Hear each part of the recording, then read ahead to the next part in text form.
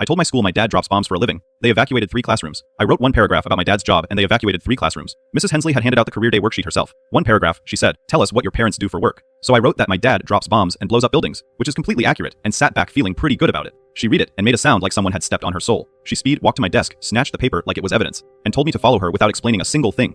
Her hands were shaking.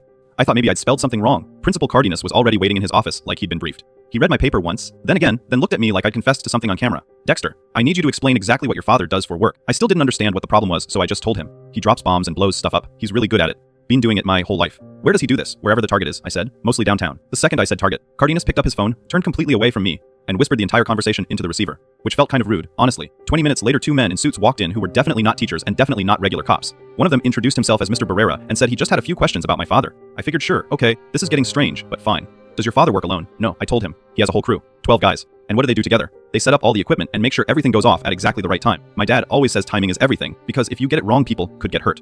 Mr. Barrera wrote something down and exchanged a look with his partner that made my stomach feel like it was trying to leave through my spine. Has your father mentioned any specific locations he's planning to work on? Yeah, I said. There's actually a big one coming up next week. Both men went completely still. A big one. A hotel. Downtown. He's been planning it for months. Says it's going to be the biggest one he's ever done. The whole thing's coming down. Mr. Barrera's pen stopped moving. His partner stepped into the hallway and made a phone call that sounded extremely urgent.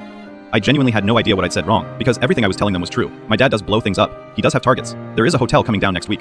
I wasn't lying about a single word of it. Mr. Barrera leaned forward. What hotel? Dexter. I didn't know the exact name. The old one by the river, I said. The one that's been closed forever. My dad showed me pictures. That's when Principal Cardenas got on the intercom and announced that classrooms 4, 5, and 6 needed to evacuate immediately as a precautionary measure. I could hear kids in the hallway asking what was happening. Teachers kept appearing in the doorway, staring at me like I was something dangerous they hadn't been trained for. All I had done was write one paragraph. Someone called my dad and told him to come to the school immediately, in a tone that suggested I had done something unforgivable. I sat there watching grown adults unravel and thought maybe I should have just written that my dad worked in an office like everybody else's boring parents. The door opened. My dad walked in covered in job site dust.